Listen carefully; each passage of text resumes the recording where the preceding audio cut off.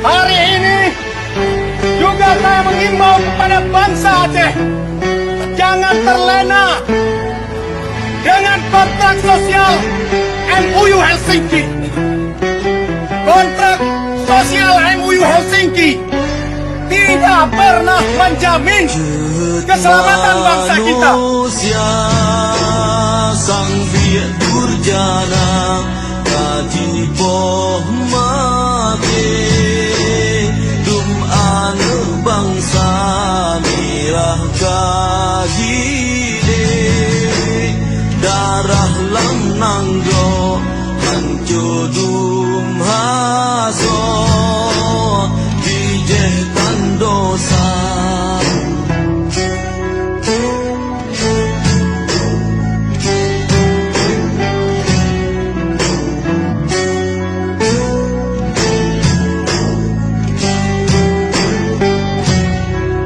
Harapan hati kasih memadam urban bangsa nun bele megisah pagriban ilah daya mepikir hendak ilahi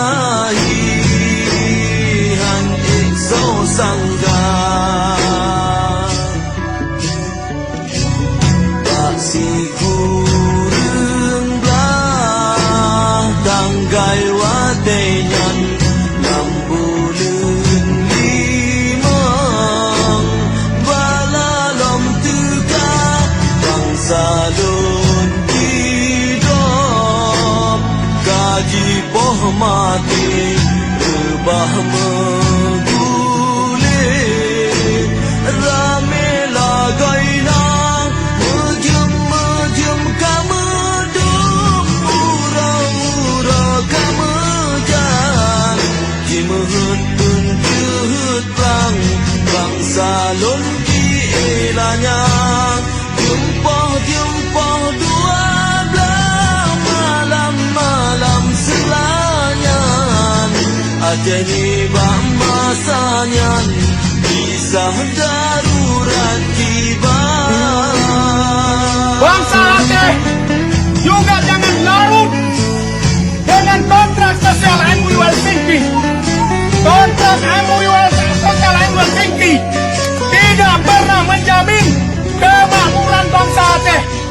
Hari ini kita bisa melihat sendiri ke Aceh, negeri kita yang kaya dengan hasil alam, tapi bangsa kita miskin, bahkan mendapat ranking nomor 2 di Sumatera setelah Bengkulu. Sadom dikena ulang bibir pangtibang yang laknat Rabbi kisah darurat militer jahil kunci pemati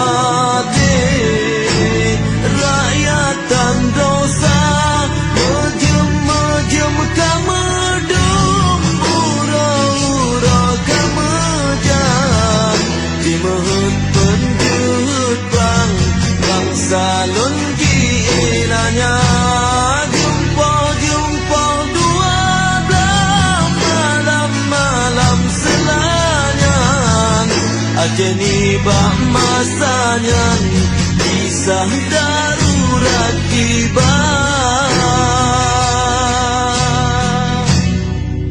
Wari beletun